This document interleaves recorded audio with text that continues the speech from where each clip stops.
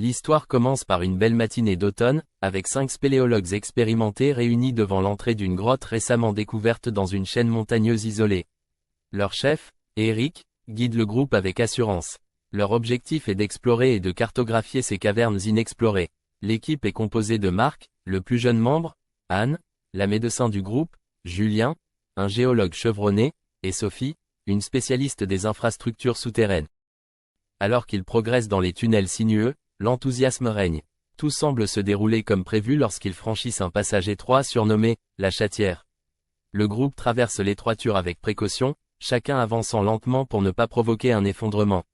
Une fois de l'autre côté, ils débouchent dans une immense salle souterraine remplie de cristaux scintillants. Fascinés par ce spectacle féerique, ils prennent quelques instants pour admirer et documenter cette merveille naturelle.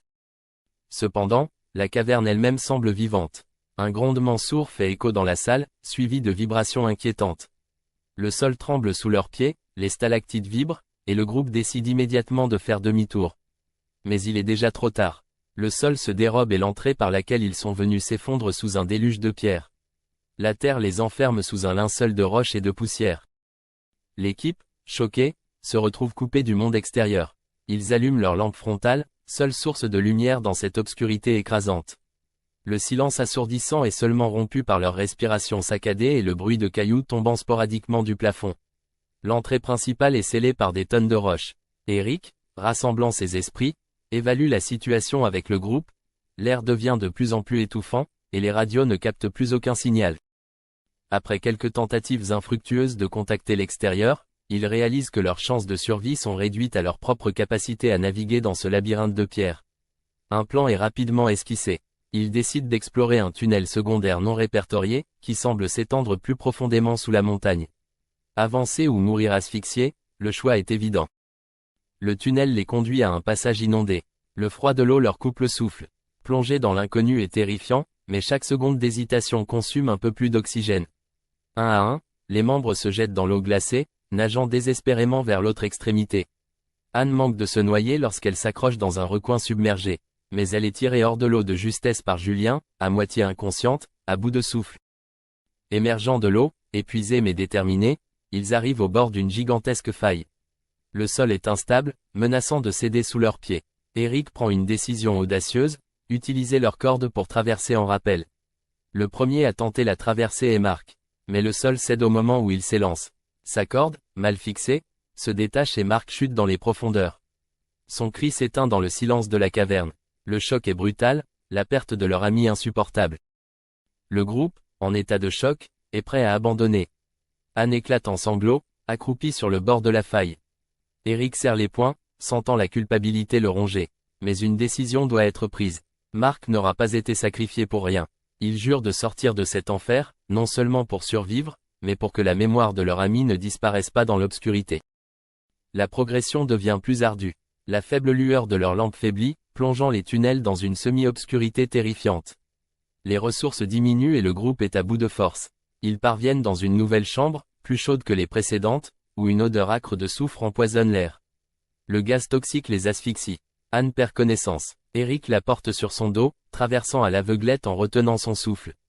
Chaque respiration leur brûle la gorge, mais ils s'en sortent par miracle, l'esprit embrouillé. Émergeant de la chambre de gaz, le groupe est encerclé par une meute de rats gigantesques.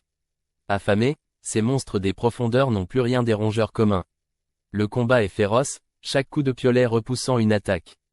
Sophie est mordue à la jambe mais parvient à frapper l'un des rats avec son casque, le tuant sur le coup. Le groupe parvient à se dégager, mais la blessure de Sophie commence à s'infecter, et la douleur devient insupportable. Ils continuent leur descente, mais la fatigue et la peur leur jouent des tours. Ils s'égarent dans une salle immense où les échos de leur voix les désorientent. Chacun croit entendre des murmures, des voix venant de nulle part. La panique s'installe, les nerfs sont à vif, les arguments éclatent. Julien, pris de paranoïa, accuse Eric de les conduire à leur perte. Le groupe est au bord de l'implosion. Épuisés, déshydratés, et mentalement à bout, ils sont sur le point d'abandonner. Mais une minuscule source d'eau souterraine leur redonne espoir. Ils reprennent un peu de force. Cette eau devient leur salut, leur permettant de continuer leur lutte contre les éléments. Suivant le mince filet d'eau, ils avancent, espérant qu'il les guidera vers une sortie. Ils aperçoivent une faible lumière au loin, signe d'une sortie possible. L'espoir renaît, mais le sol sous leurs pieds devient instable, recouvert d'algues glissantes. À quelques mètres de la lumière, un dernier éboulement bloque leur chemin. Les roches tombent, réduisant à néant leurs espoirs. Eric hurle de rage, frappant les rochers avec ses mains nues. Dans un ultime effort, le groupe creuse de toutes ses forces. Anne, affaiblie mais résolue, prend la tête, grattant la roche avec un morceau de métal. Leurs doigts saignent, leur corps s'effondre de fatigue, mais ils continuent. Enfin, une ouverture. Ils rampent vers la lumière, éblouis par la clarté du jour. Le groupe s'effondre à l'air libre, en larmes, libérés du cauchemar. Ils sont retrouvés par une équipe de secours et emmenés à l'hôpital. Eric, hanté par la mort de Mark, annonce qu'il met un terme à sa carrière de spéléologue. L'expérience les a brisés, mais elle les a aussi liés à jamais. Malgré tout, ils savent qu'une partie d'eux-mêmes est restée dans ces profondeurs sombres, enterrée avec Mark.